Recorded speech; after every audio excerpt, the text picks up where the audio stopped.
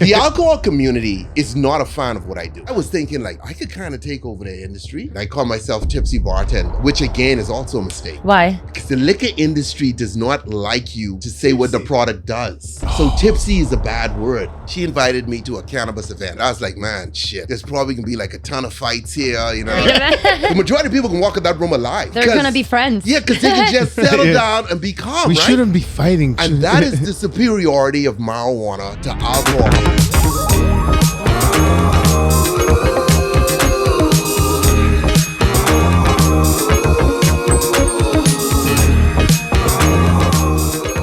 Hello, dear community of Enbola. Thank you so much for being here again in this new episode of Around the Globe with my really good friend, Angela. How are you? I'm so excited to be here. And actually, this is a full circle today because I have one of my really good friends that we're going to be interviewing here today. Going all the way back before Koala Puffs even existed. We got Sky, Tipsy Bartender. How you doing, man? Yes! What's up? What's up? What's up?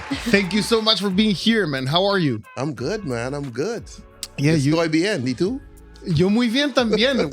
Yes, we know you have an amazing multicultural international background that's what this podcast is about. It's Around the Globe, fostering international communication in the cannabis community. So how is it going?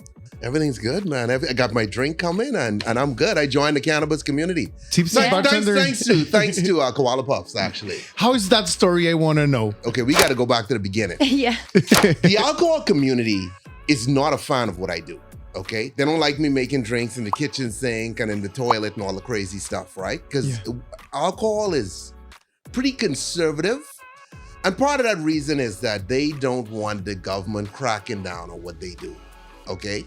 So they regulate themselves. For instance, if you watch a commercial that has alcohol in it, everyone in the commercial needs to be above 25 and look above 25. Not even 21. Yeah. 25. If they look younger, they're not part of the cast as well. Yeah. I tried to audition for a couple of commercials and they were like, you look too fucking young. Yeah, that's not gonna work. And then another thing is they don't actually drink. Like if you watch it, they might go and then the cameras can cut away.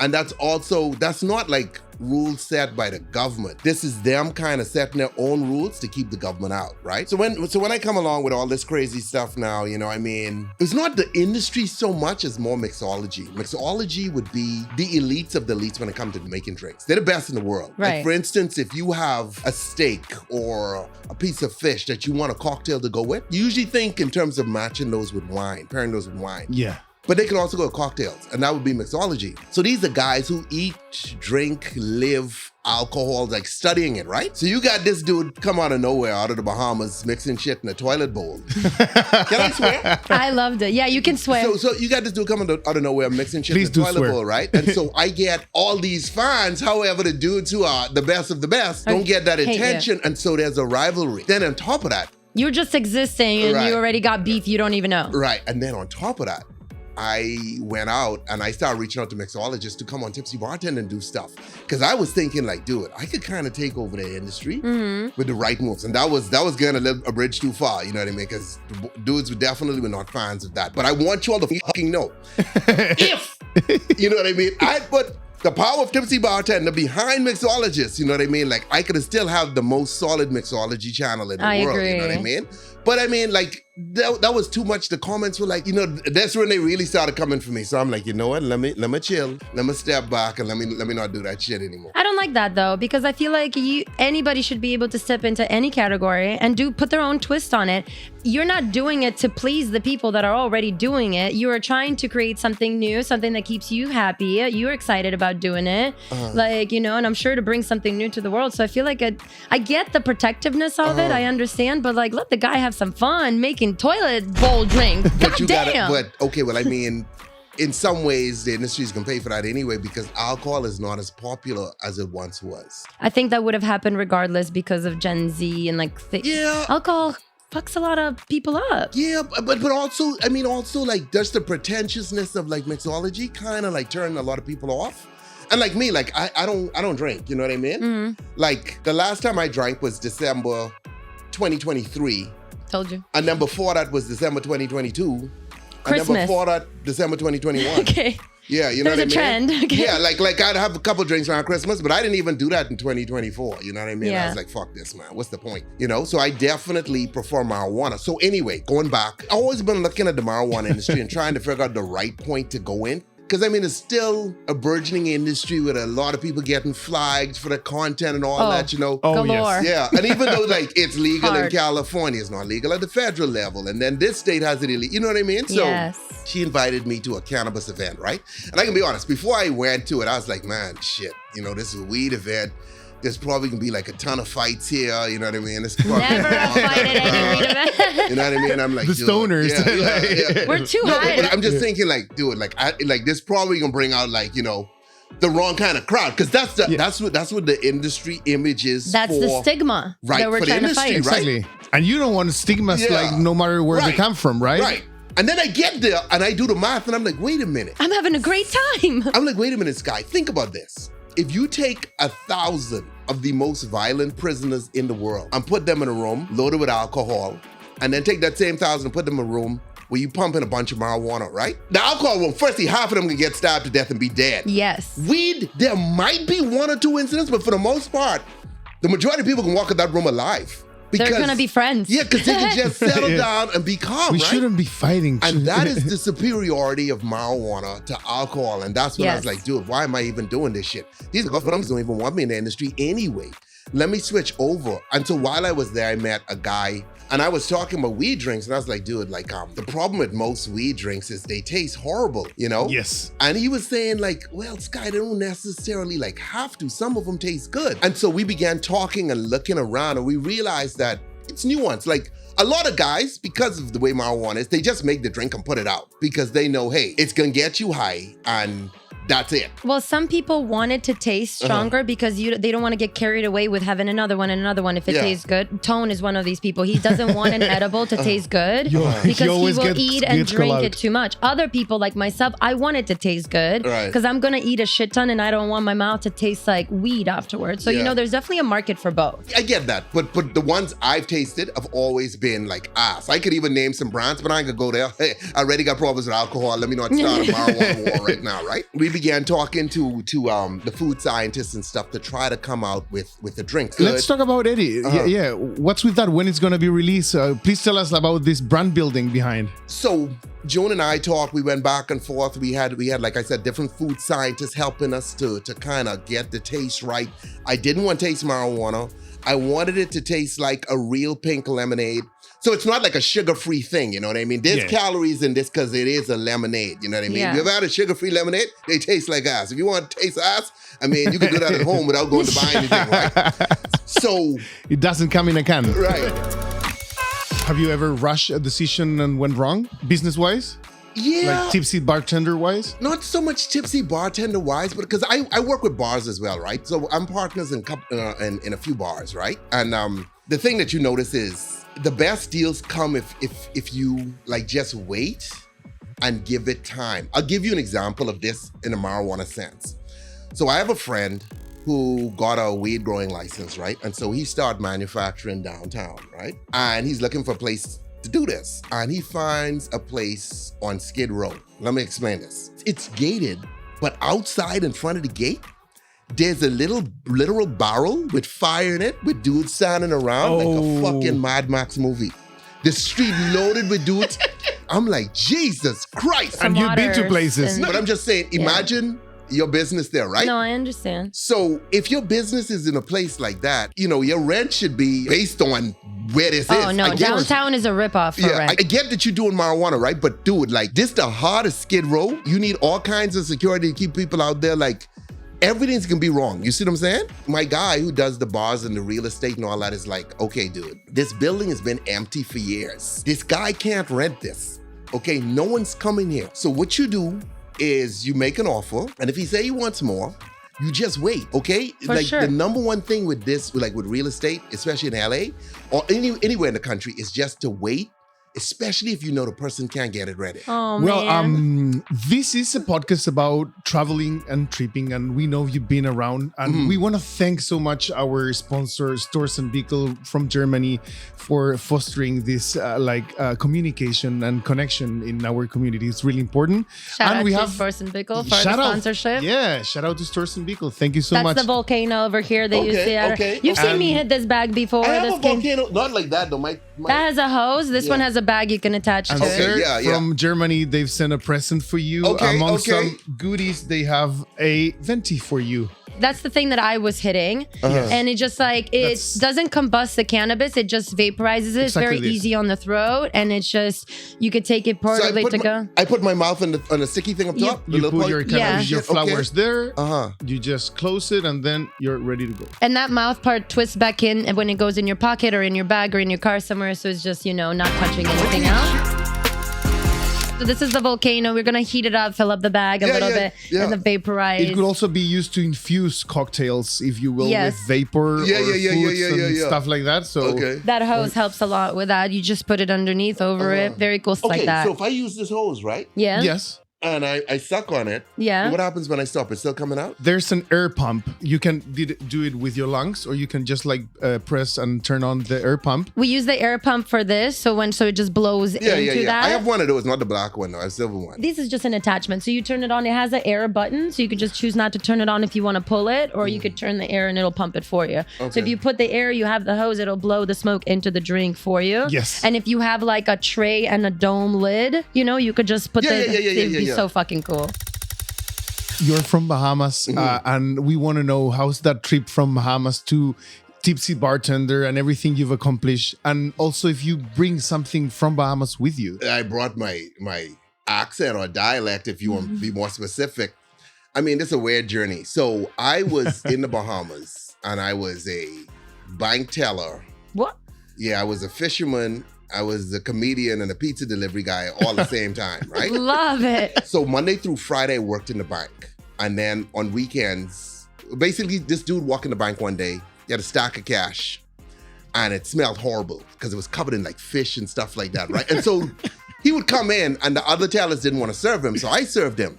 And he was like, hey, You're like, man. what up with this Yeah. fish smell, bro? Yeah. And he was like, dude, I'm a fisherman. I sell fish out there on the ramp. This place called Montague in the Bahamas. I was like, man, sounds cool. I want to get into fishing too, And he's like, why don't you come with me? He sees all these stacks of money. He's like, I Right. suddenly want to fish, guys. Right, right. Fishing seems And he's so like, come this interesting weekend. to me. Come this weekend. He thought I was joking. He thought I was joking. So I showed up. Uh-huh. And I went out with them that day. And then he's like, why don't you come again tomorrow? He thought I Did was you catch a fish the first time you went out with Yeah, him? yeah, yeah. He's a master fisherman. Oh, Like, amazing. this dude was fucking good. That's so cool. And we weren't using like hooks and lines. We were using nets. So Oh, basically, fuck. So in a lot small of fish. small boat. How old are you at this point? I'm like teens, Okay. maybe. The thing was, this guy was supposed to buy a much bigger boat so we could take longer trips and make like quadruple the money. You know what I mean? Like instead of going to school, he would always go fishing.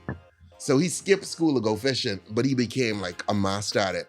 And so we supposed to buy this bigger boat. In the 11th hour, he's like, nah, I want a house instead. So he built this house, right? And I'm like, Jesus Christ. Because my goal was to get out of the bank and the pizza stuff and just do fishing full time, right?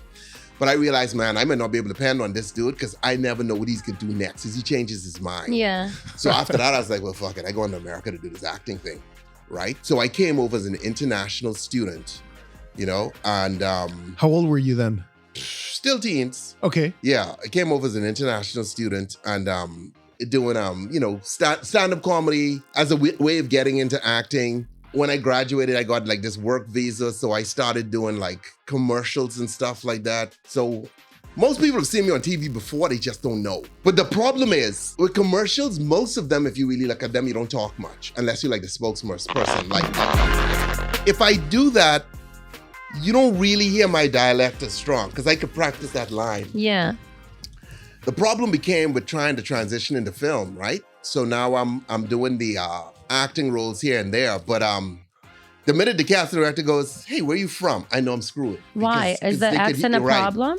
Yeah, because I mean, they want more of an American sound. You see, You Someone get like- profiled immediately Yeah. as a Like someone- foreigner. But isn't Right. that cool? Like, Not really, because if you hiring this dude to be the cop, there are cops who sound like me who naturalize. but for You the know, most like part, one yeah. night I got pulled over and this dude like had a thick ass Russian accent. I thought I could die. I'm just 3:00 in the morning, right? And he's like, But it is scary, yeah. that's the scariest I've ever been because Yeah. I'm like, they don't sound like this. You get what I'm saying? So now America's really diverse, so you can hear a lot of accents of people who've been here a long time, 40 years and the dudes still sound a particular way. But in film, they don't necessarily like that. Arnold Schwarzenegger is very unique. Yeah. Yeah, he's the only one. It's his whole thing. Yeah. No, but that's not why. He got in because he was 7 times Mr. Olympia. Oh. Yeah. He had the best body in the world. Yeah. So Hollywood had incentive to give him a try.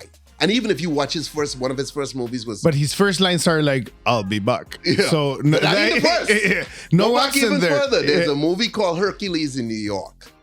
And the whole movie, I've never they heard of used it. someone else's voice. No. No. Yeah. Colossal. I am having too much fun. They dubbed has a over voice his actor. voice? Yeah.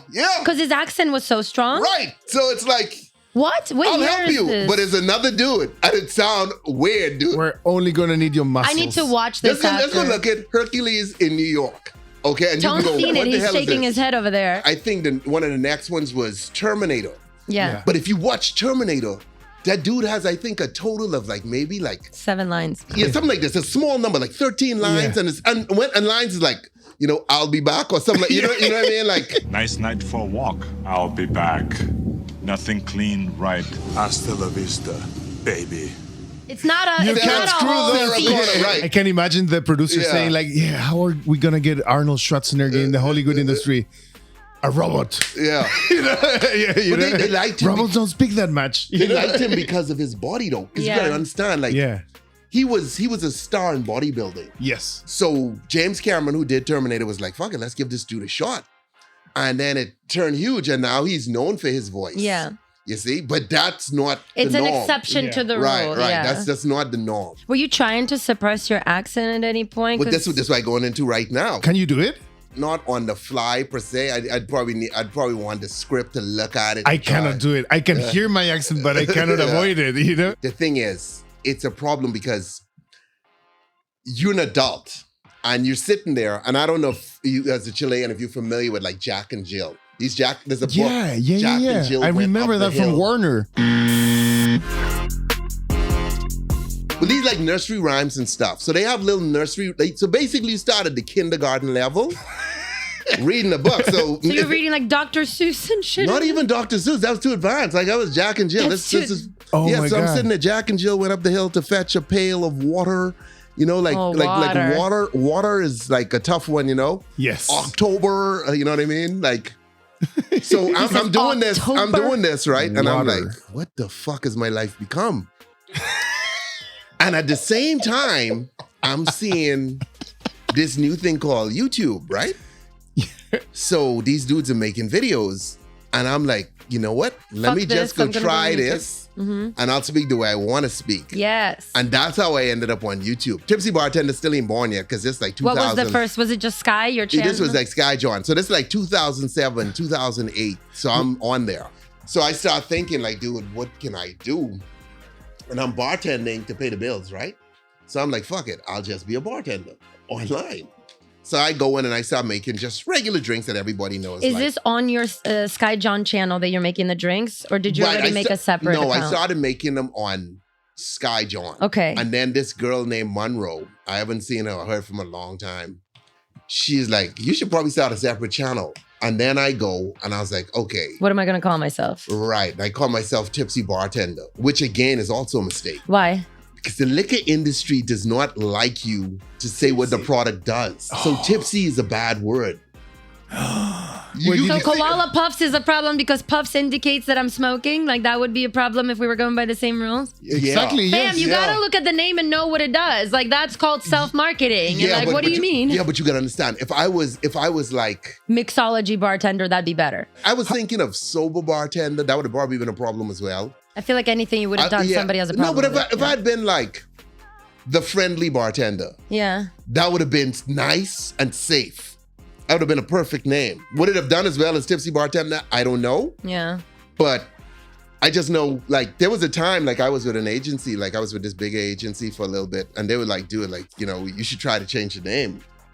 So I stopped saying Tipsy, and then I was like, what am I doing? Fuck this. Let me just go back to what I was doing. You know what I mean? Yeah. When something, I've noticed this, like, because I often get advice on, like, what I should do and what should I do. And it's just like, when something works for you, it might not work for other people, but when it works for you, changing it up and trying to blend in with the rest, like, it becomes extremely difficult. If it works for you, ride with it. This is for anybody that's listening right now. You kind of got to go with your own path and not necessarily allow...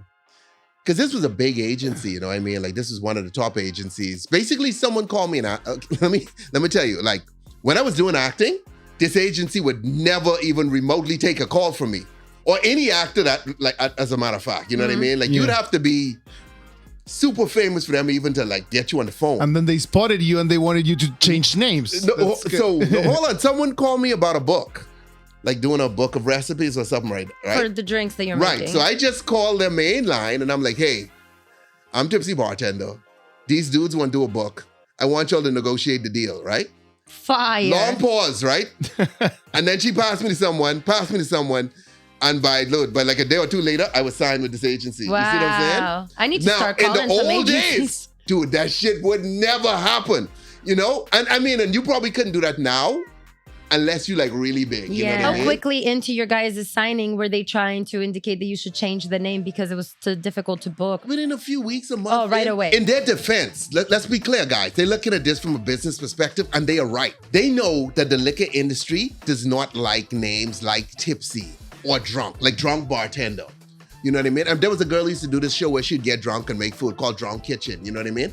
The audience likes it.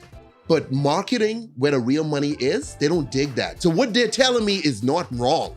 Like, I'm looking at it from the business perspective. Because these guys just sitting there looking at the money, right? And they're going like, okay, this big distributor, like, you know, like you have the big boys, like a lot of alcohol is owned by the same guys. Yeah. Like, these ones that you gave me could be independent guys, but these could also belong to this big brand. Yeah. And this big brand could say, hey, you're our guy, we can funnel you all our drinks. However, with a name like Tipsy Bartender and the kind of personality I have where we're doing wild shit, that's problematic for that big brand, okay? So you could tone it down and the audience might lose a little bit of interest, but you'd make more money. Or you could keep going the way you go and you'd have less money. So it's up to you to decide. So for me, I was just like, man, I go with what I like to do, as opposed to like trying to change to appease this. And if the shit don't work, I just fucked up my whole brand anyway. Yeah. Looks like it worked. Yeah. I mean, yeah. Worldwide known, dude. Yeah. I mean, that's cool. Like traveling and having people recognize me, you know, especially in places where you don't expect it. Yeah. Like where? Like the craziest thing was Malaysia. Why? Is because Malaysia is a Muslim country. Yeah. They technically don't drink or not supposed to. They do.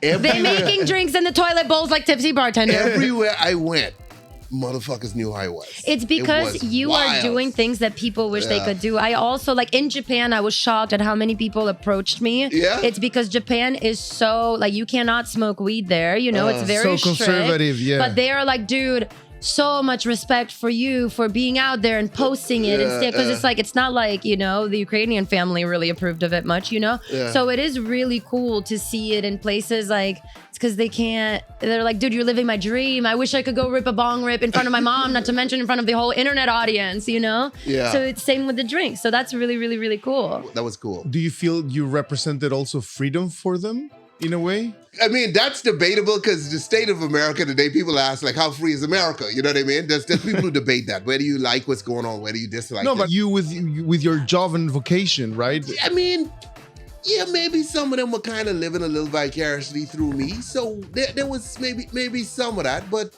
I would say yes, because Sky, honestly, before I moved to LA, I was living with a girlfriend of mine, and like as I was leaving, her and her sister and I had a little going away party as I was moving to LA. And from where? From Ukraine? From Chicago. Okay. And the drink that they made me was your jungle juice, and she showed me your Video, channel. Yeah. Within a few weeks of me moving, or a few months of me moving to LA, I met you in Koreatown, Yeah, just I was fucking walking down the around street, wearing your own shirt. And I'm like, that's Tipsy Bartender. And honestly, like it is really cool because we would have never made a drink that had so many different mixes in it. And it was really exciting to get a chance to just step outside the box a little bit, you know? I don't think you understand what you provide. Like, it is so incredible. And I know when you're the person that's doing it, you're like, I'm just a guy doing the stuff. Like, you don't feel it as much. Because I feel that with me being Koala. I'm just like, I'm just smoking weed on the internet, you know? But you have no idea. Like, for me, even moving over here, I was 19 years old moving here. That was one of the coolest things I've ever seen done, you know, like, and it was really freaking cool. So, and everything that I've seen you do since then is so incredible. Like, and to see you coming into the cannabis world is so inspiring, because I've said it for years and I'll say it again. I truly don't think I would have become Koala Puffs if it wasn't for you, because you gave me the initial platform, and you always verbally pushed me to like do something with the platform, to not only just be like, you know, a tipsy bartender girl, or, you know, because obviously that she was the one who took it the most seriously, because I told all the girls, do this, try this. Well, in Tabria killed it. Tabria was already doing stuff before. Oh, okay. You know I didn't know that. Tabria was always like this like model, beautiful plus size so model, beautiful. you know? Yeah, but no, so honestly, like, mad respect to you, and just genuinely, like, you do provide that like sense of freedom. You do provide that sense of creativity, the thinking outside the box. And you know, maybe the alcohol does become kind of tough because you can only go so much with our bodies to handle, you know. But as far as the creativity that goes behind that, man, like, you are inspirational, and I need you to like know that when you go to sleep every night. Thank you, man. Thank you. No Thank problem. You. No problem. What's a cocktail that you like from somewhere else outside the US? Outside the US. Piscola. I mean, I had a pisco sour in Peru, at a hostel in Peru. That's the first was time. that? That's the first time I tested. That's even before our Tipsy Bartender really took off. I was in Peru, in Miraflores, and at some hostel, and the dude made a pisco sour. Did you like it? Did you like it? Yeah, it was cool. It was cool. I remember I didn't have like so much cocktails in Chile, but when I was in Santiago, we were messing around. We were drinking a bunch of Corona in You Santiago. gotta bring him out to those places, but no, because Simón and Pascual know the places for the drinks. I don't know. He kept taking us to places we couldn't even find on Google. Like, I don't understand. They had the most the incredible. You brought us to a place we could smoke weed at. Yes. But it was like the most fancy restaurant, bar, lounge I've ever seen. So it's legal in Chile? No. In Chile, we have a medical, like a medical bill in order, so people with their medical prescriptions can go and dispense themselves in dispensaries. And they can use and grow at home. Uruguay was the first country in the world to ever fully legalize federally, in 2013. Long time ago. Uruguay, because they had a really forward-thinking president or something. Yeah, Pepe Mujica. Yeah, he's not the president anymore, Pepe. right? No, and he gave his last speech recently, and we went to visit him. We couldn't actually interview him because he was in a very because he's older. Yeah, he's getting older, but he's so you know, he gets you. He's smart. He's sharp. Yeah, when I went to Argentina, I slipped over to Uruguay for a couple of days. So I went to Montevideo and what's it called? Colonia Sacramento? I can't remember this. How many countries have you visited? Shit, like 20-something, 30 probably. I had a pretty crazy night in Chile. What kind of a night in Chile? No, it wasn't like that. Like, I mean, I gotta go soon so I can tell you all this story. Last story, okay. The craziest night is fucking Bolivia. Okay? Bolivia? Bolivia firstly, why? Because Bolivia got this road called the Road of Death. Yes. This was their main highway. And I don't know what it looks like now, but when I went, we were able to rent bicycles and then ride down the road. And tourists were dying doing this because, dude, Angela, at the top is snow. At the bottom is summer, right? That just give you how... What? Yeah, that's just how high up you are. Holy shit. And Mountains. There's no railings. So if you go off with your bicycle... Good luck. I mean, you have chance to repent and probably call home because of fucking how high it is. It's going to be a while that you're dropping. On your flight down, you can call home. Yeah, dude, it's a drop because there are clouds beside you as you ride. So you can't get distracted. You got to focus. Anyway. You got distracted, didn't you? I fell down, but luckily I fell on this side, not that side. So I'm staying at this hostel, and this hostel is called the Low Key Hostel, right? I think it closed. I just Googled it the other day. It's closed now. At this hostel, you got every nationality there, you know what I mean? And I hear these Israeli dudes talking about this club, right? I'm like, what? This club? So I go and, dog, let me tell you how this club is. The first thing I see is, wait a minute, there's a black dude at the fucking door, right? And there are black Bolivians, right? But this dude don't look like no fucking Bolivian to me. And I'm like, what the fuck? And turns out he's South African, okay? And I'm like, okay, that's kind of weird. It's unusual? Yeah, because I mean, like, why is the South African doing security services in Bolivia and then he's hiding in the shadows? Okay? It's not like, remember, this is like a residential neighborhood. This is like a house-like thing. And he's there and he's in the shadows, right? I'm like, what the fuck is this? Okay? Something already off, and he's looking at me. But we walk up to the door, and he look at me, and he look at them, and he look at me, the dudes I'm with, right? And he's like, you're American, you know? And I'm like, yeah. And he asked me tons of questions, right? And I'm like, that's odd, okay? But I go inside. When I get inside, now I understand what's going on. Dog, they have cocktail waitresses. You know the CD case? Like if you ordered like a CD back in the day? Yeah. Mounds of on the fucking CD cases. So these dudes come to your table, take your order, and bring the paperwork back on a CD case and bring the drink. So it's you know? Yeah. And there's a menu. You can choose from different types of Wait, there's different types. I don't do coke. Oh. Sorry for no I don't like do either, right? So I don't do it either. I'm sitting there with my beer. Been But there, let me done that education. in the past. Yeah. Yeah, it's purely educational. Come on. But this Guys. dude's looking at me and the fact that I don't do right? Because He's like, you look like a Fed. Like, what are you doing? the thing with Bolivia, you gotta understand, is that America had beef with their president, who was Evo Oh. Morales, you know? And because he's kind of like this leftist leader in America, and, you know, even pre-Trump, you know what I mean? Like, they have beef with this dude. And so they're wondering, like, if I'm some kind of double agent or some shit You like do that, look right? like you could be a double agent. I won't lie. You know what I mean? So He's I'm like, sitting yo, there- I mix drinks on the internet. Like, let me come in here and I'm fucking sitting there, smell your like, we talking shit, you know, and it was cool. But see, he doesn't even own the club. It's owned by white South Africans. So apparently in Bolivia at this time, a lot of South Africans run the drug show. You see what I'm saying? Simón just learned something. And he was know. one of their workers. Okay. Okay, running security for them. So he ain't even the boss. He way at the bottom of the ladder, you know what I mean? And then they had a top boss who was in jail. I didn't do this shit, but girls from the hostel did it. They went into jail and hung out with this motherfucker on his level and spent the night and shit. You know what I mean? What? Why? Dude, I'm just telling They you. partied with him in jail? Yes! Why could Yes. you do that? Yes, now I didn't see it, What but is everybody come back and they telling the story. That's You And missed based on out. the amount of surrealistic, people- man. Yeah, but dude, I'm a black dude. There's no way I fucking walking into jail willingly. And you gotta understand. Their jails are not like here, wherein in our jails, No, yes. the officers are inside keeping order. No, this is There's- the word. This is Mad Max. Right. Yeah. And there's They're the officers outside. So they control the inside. You see what I'm saying? So some shit go wrong, you know. You're yeah. fucked. So I'm like, well, we're dude, all fucked. Everybody. I'm like, yeah, I'm not fucking doing that. Okay. And then like this South African dude at the bar was questioning me. What if I get questioned in jail? You know what I mean? So I'm like, yeah, I ain't fucking with this one. show them how you make your You drinks. know? You'll get your way out real good. No, but this was early Tipsy Bartender. Yeah. There was Oh No my jungle God. juice. You could only get those experiences though if you stay at hostels. Okay, Yeah, I know it's a there's a bit- movie called Hostel that Americans watch and freak them out. Don't worry about that. Stay at hostels. You make friends. They become your family.